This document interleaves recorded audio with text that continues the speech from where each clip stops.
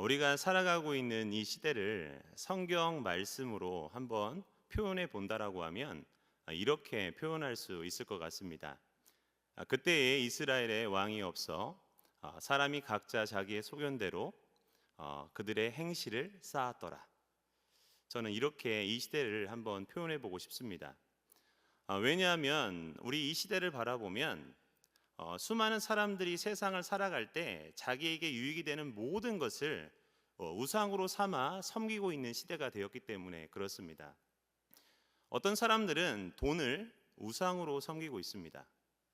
어떤 사람은 그들의 명예를, 어떤 사람들은 권력을, 어떤 사람들은 심지어 자기 자신을 신이라 이야기하며 우상화하며 자기를 섬기도록 하고 있습니다. 그렇다면 예수 그리스도를 믿고 있는 우리들은 거기서 벗어날 수 있을까요? 그렇지 않습니다. 우리 또한 전능하신 하나님을 믿고 있음에도 불구하고 우리 마음 안에 남들이 모르는 마음 한 구석에 우상을 만들어 놓을 수 있기 때문에 그렇습니다. 제가 방금 드린 말씀을 들으시면서 어떤 분들은 마음으로 이런 말씀을 하실 것 같아요. 저는 아닙니다 라고. 여러분들 정말 아니길 바라겠습니다.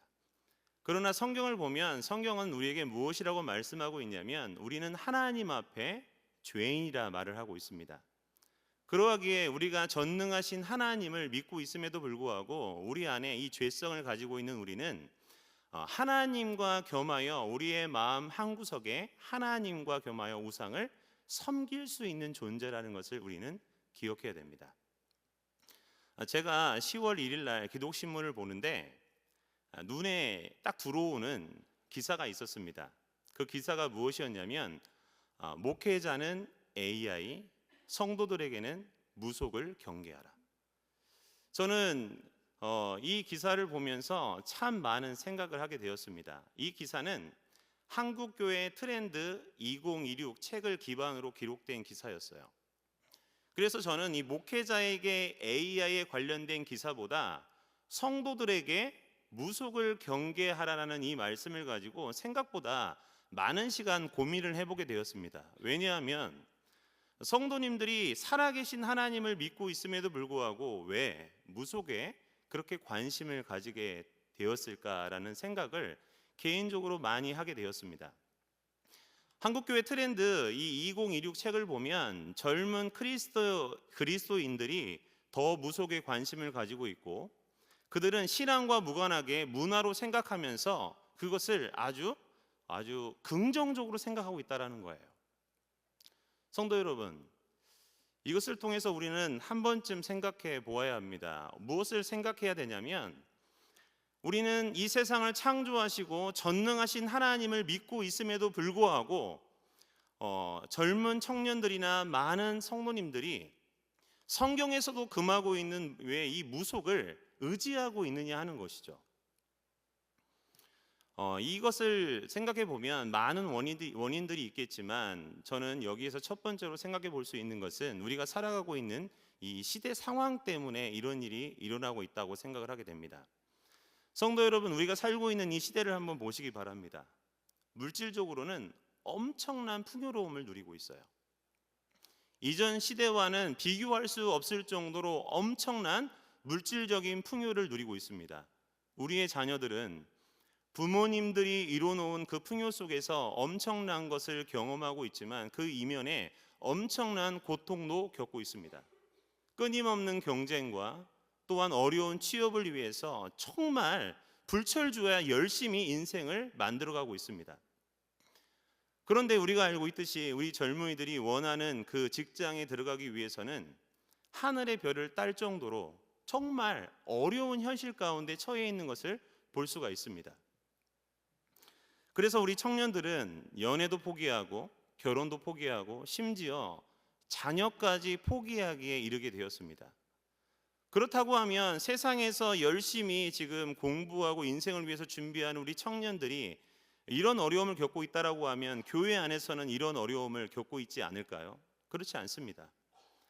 이런 어려움 가운데 우리 기독 청년들뿐만 아니라 많은 성도님들이 이로 인해서 전능하신 하나님만이 줄 수 있는 위로와 평안을 구하고 있는 것이 아니라 오히려 거기에서 하나님이 주시는 은혜를 경험하지 못하자 세상에 나아가 무속에 관심을 가지게 된 것입니다. 요즘 유명세를 타고 있는 한 무속인은 자신이 운영하고 있는 유튜브 채널에서 어떤 얘기를 하고 있냐면, 자기에게 점을 치기 위해서 예약을 하고 있는 기독교인들이 너무도 많다라고 얘기하고 있습니다. 무속인으로 살다가 회심한 어느 집사님은 과거 무속인 시절에 찾아왔던 손님의 40%가 기독교인이었다고 합니다. 10명 중에 4명은 기독교인이었다고 해요. 거기에는 일반 성도뿐만 아니라 집사님들, 권사님들, 장로님들도 있었다고 합니다. 그렇다면 왜 실제로 기독교인들은 무속을 찾아가 그들의 마음 안에 있는 허전함을 채우려고 하고 있는 것일까요? 두 번째로 무속에 기독교인들이 빠지는 이유는 제가 앞에서 방금 말씀드린 내용과 조금 중첩되는 내용인데, 이 시대 상황 속에서 나타나고 있는 외로움 때문에 그렇습니다. 많은 젊은이들이 취업이 되지 않자 집 밖으로 나가지 않고 생활하는 운동형 외톨이가 2024년도 보건복지부 발표에 의하면 24만 명에 이른다고 합니다. 또한 고립위험군을 포함하면 54만 명이 넘는 우리 청년들이 집에서 나가지 않고 집 안에만 머물고 있다는 것이죠. 이들이 집 밖에 나오지 않게 된 원인에는 앞에서 말씀드린 내용과 동일한 내용이지만 실직, 취업에 대한 어려움, 심리, 정서적인 어려움, 대인관계 문제로 인하여서 이런 문제가 일어났다고 합니다. 그렇다면 이러한 문제가 우리 교회 안에는 없을까요? 이와 동일하게 적지 않은 성도들이 교회 안에서도 외로움을 느끼고 있다고 합니다. 한국교회 트렌드 2016이 조사를 보면 기독교인 대상으로 한 질문에 성도의 절반인 47.9%는 교회에서 마음속 깊은 고민을 터놓을 상대가 없다고 합니다.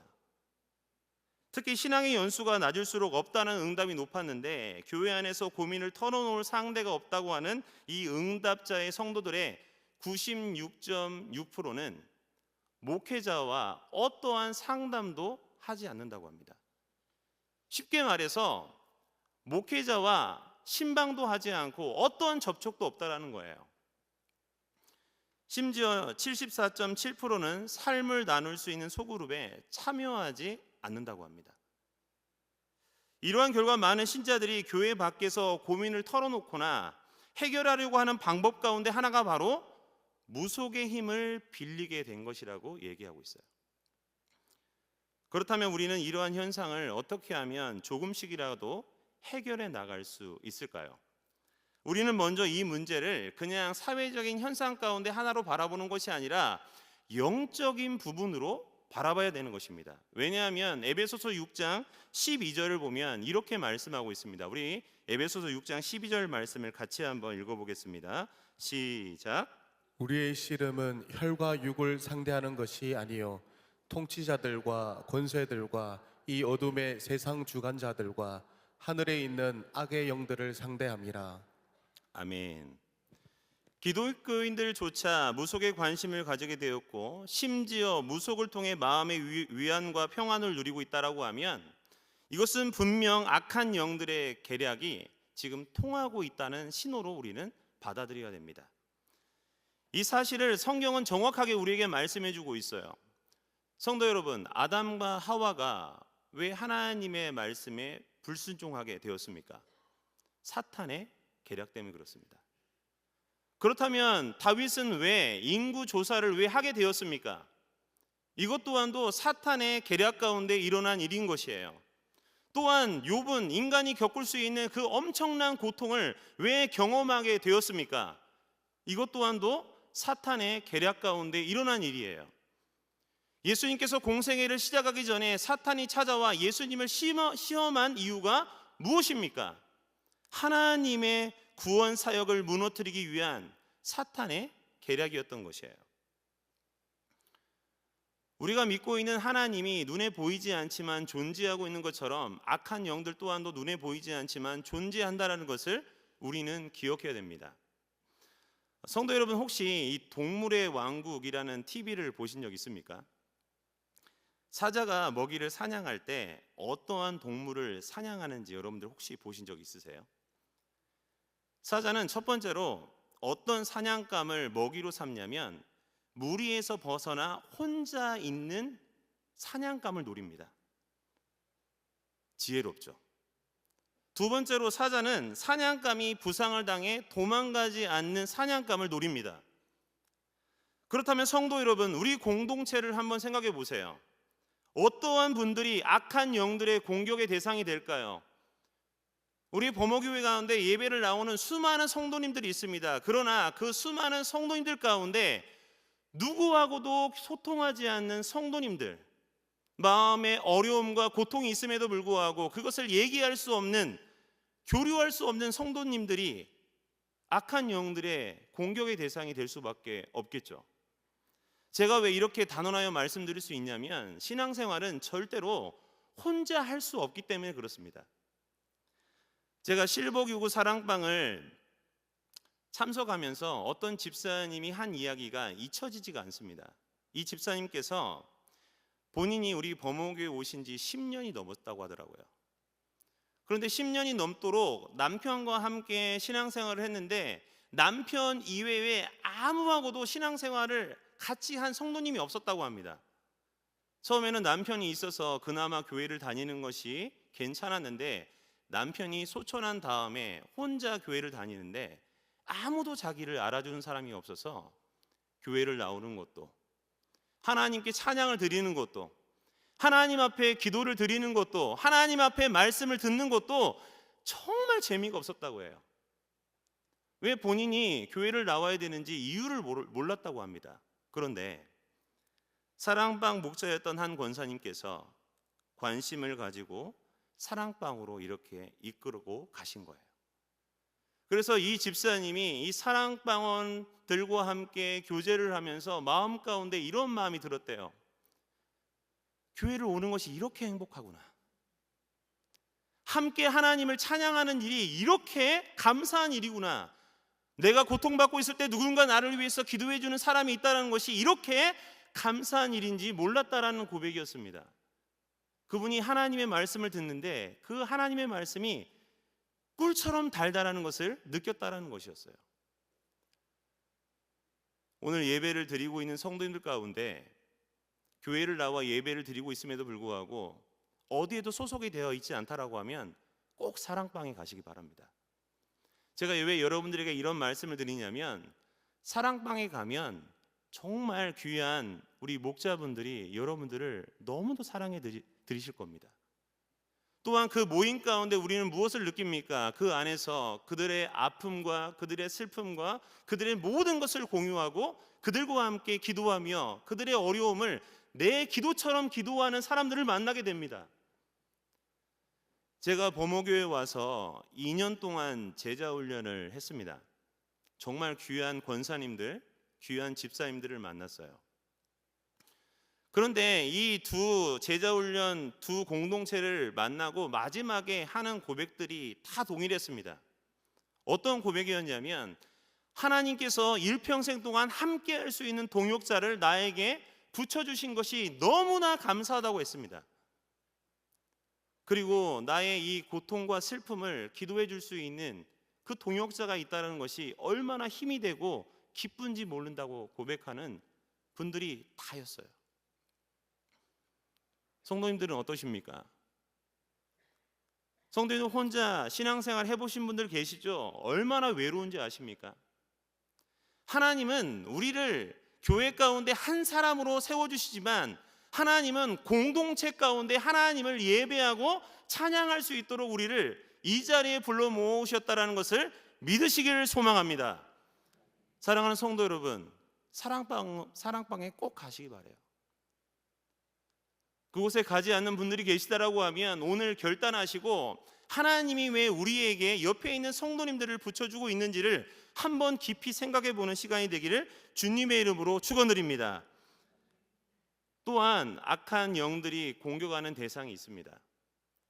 어떤 대상이냐면 마음에 상처가 있을 때예요.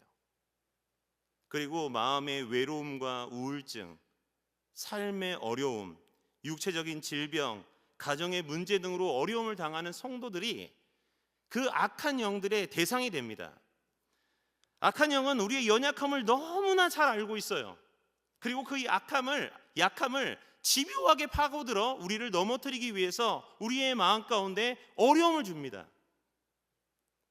성도 여러분, 욥을 한번 생각해 보면 좋을 것 같아요. 우리 한번 욥기 1장 9절에서 12절 말씀을 같이 한번 화면을 보고 읽을 텐데, 그냥 읽지 마시고 한번 정도 가면서 같이 한번 읽어보겠습니다. 시작. 사탄이 여호와께 대답하여 이르되 욥이 어찌 까닭없이 하나님을 경외하리이까? 주께서 그와 그의 집과 그의 모든 소유물을 울타리로 두르심 때문이 아니니까? 주께서 그의 손으로 하는 바를 복되게 하사 그의 소유물이 땅에 넘치게 하셨음이니이다. 이제 주의 손을 펴서 그의 모든 소유물을 치소서. 그리하시면 틀림없이 주를 향하여 욕하지 않겠나이까? 여호와께서 사탄에게 이르시되 내가 그의 소유물을 다 내 손에 맡기노라. 다만 그의 몸에는 내 손을 대지 말지니라. 사탄이 곧 여호와 앞에서 물러가니라. 아멘. 지금 사탄이 하나님을 향하여 무엇이라고 항의하고 있습니까? 이제 주의 손을 펴서 그의 모든 소유물을 치소서.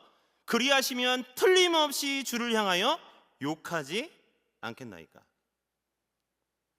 성도 여러분, 이후에 욥이 당했던 고통이 무엇입니까?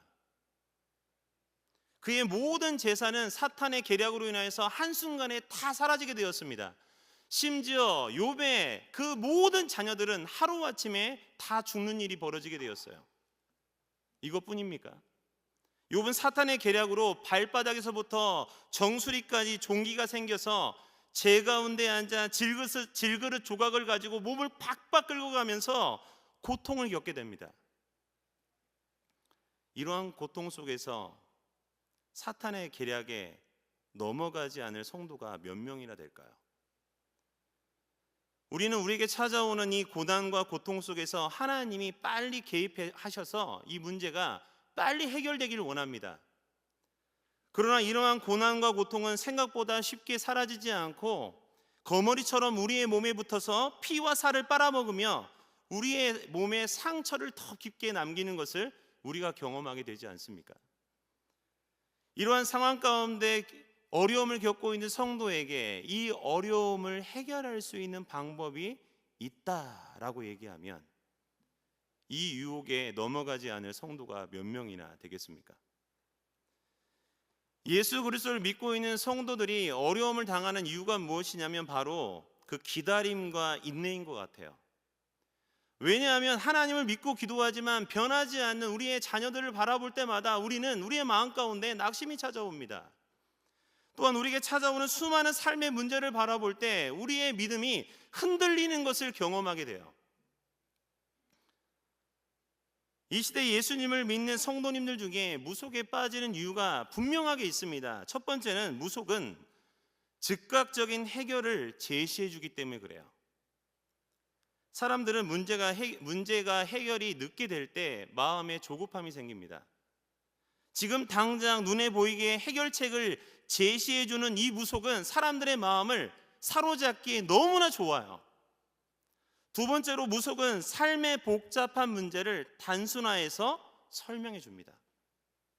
인간관계, 질병, 재정의 문제, 다양한 고민들을 조상 때문에, 운세 때문에 등으로 단순화해 주기 때문에 너무나 우리의 삶을 바라볼 때 쉽게 해석이 되는 것이에요.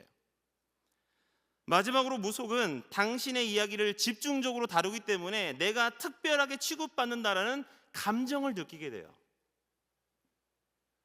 그러나 우리가 믿고 있는 기독교 신앙은 어떻습니까? 즉각적인 해결 방법이 아니라 하나님의 때를 기다리는 성숙을 요구합니다. 또한 우리의 삶에 일어나는 문제를 어떻게 바라보게 합니까? 하나님의 섭리 가운데 일어나는 일이기 때문에 우리의 삶을 단순화해서 해석하지 않고 성경적인 세계관으로 인생을 해석하여 하나님의 일하심을 신뢰하게 만듭니다. 그러나 기다림과 인내는 예수 그리스도를 믿는 우리에게 하나님을 깊이 알아가는 도구가 되기도 하지만 이 기다림과 인내는 오히려 하나님을 멀어지게 하는 도구도 될 수 있다는 것을 우리는 기억하셔야 됩니다. 성경에 그러한 인물들이 얼마나 많습니까?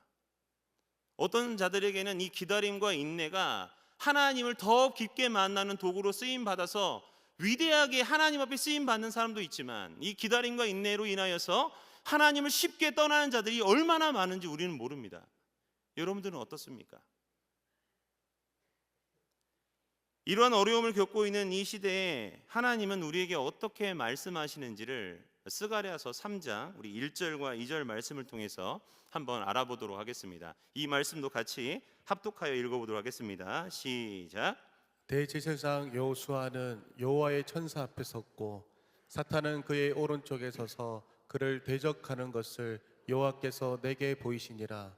여호와께서 사탄에게 이르시되 사탄아, 여호와께서 너를 책망하노라.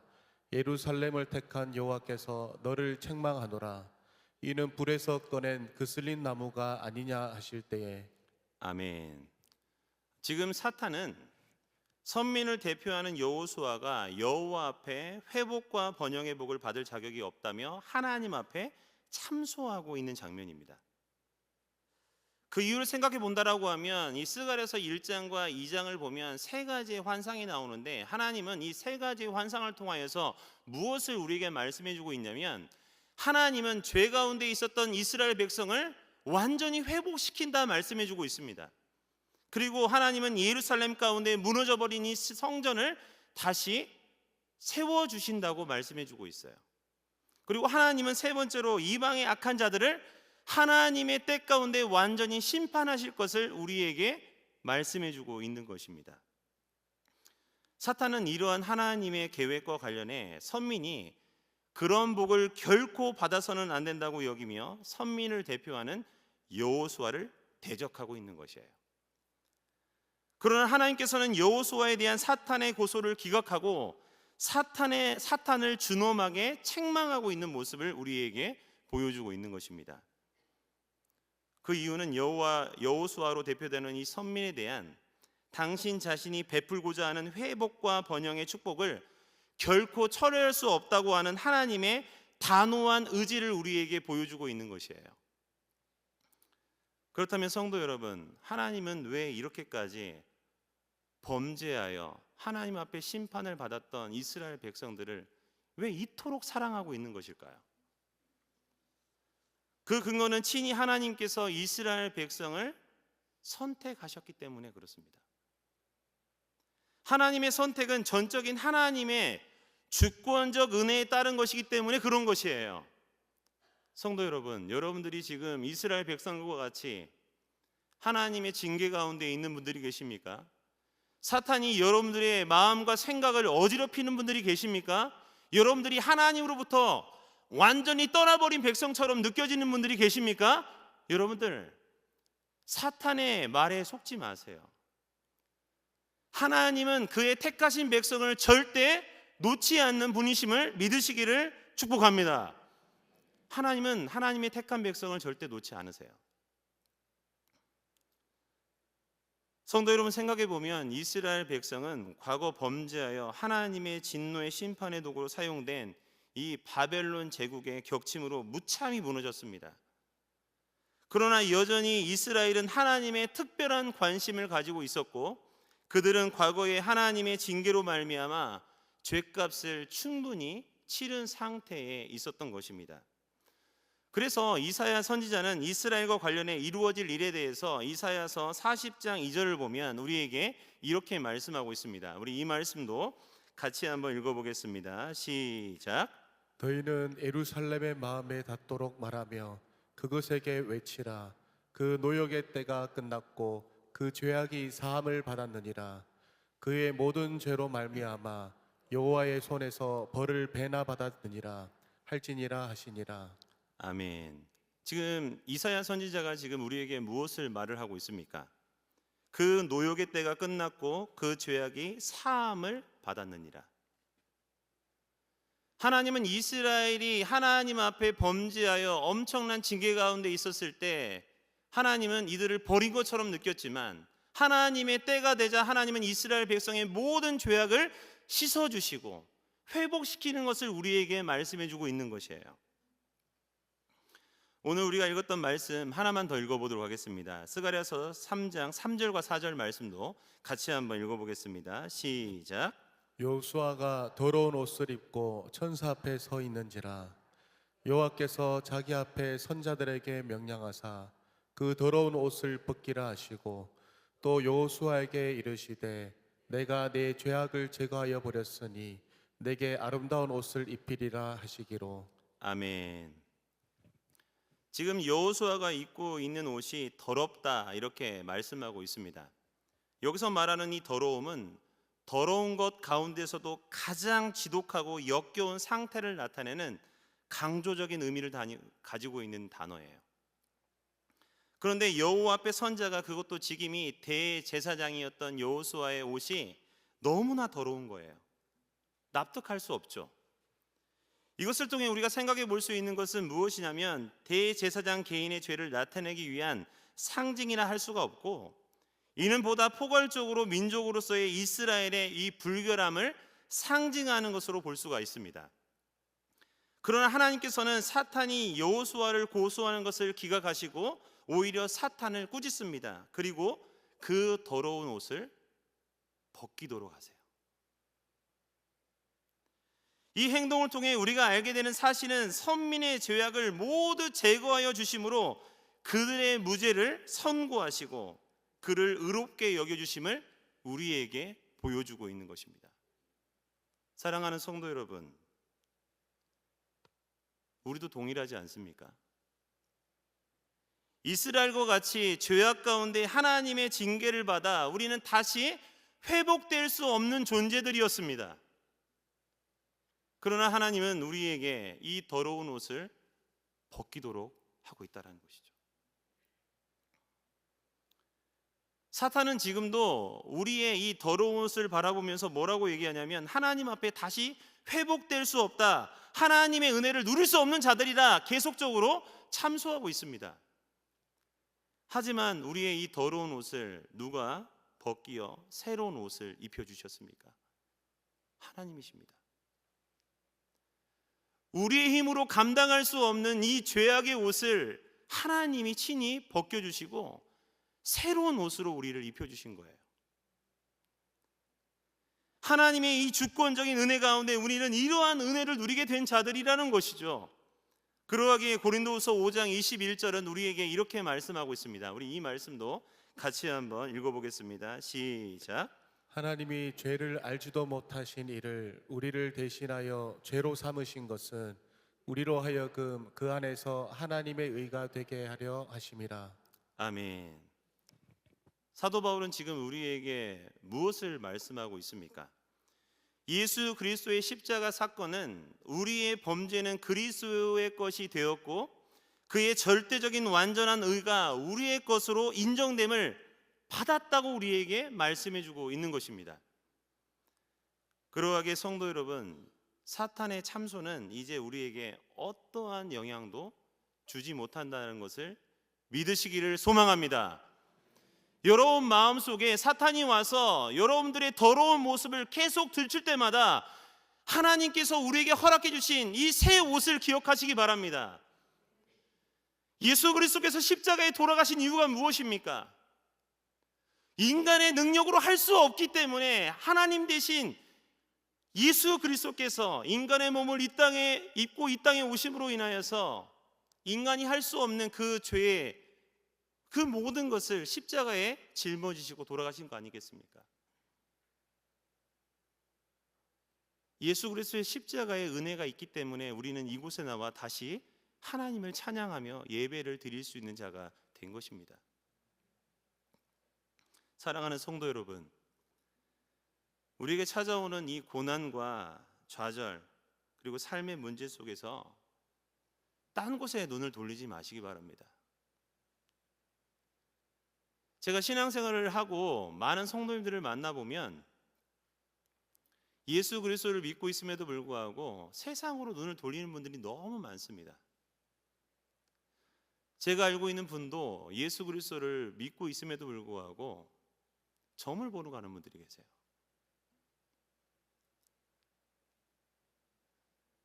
사랑하는 성도 여러분, 점이라는 걸 보면 혹합니다. 정말 혹합니다. 갔다 오신 분들 얘기를 들어보면 기가 막히게 알아요. 여러분들이 겪고 있는 이 과거에 겪었던 모든 문제를 기가 막히게 알고 이야기합니다. 이게 문제지? 라고 얘기해요. 가보셨나 봐요. 저는 가보지 않았습니다. 기가 막히게 알아요.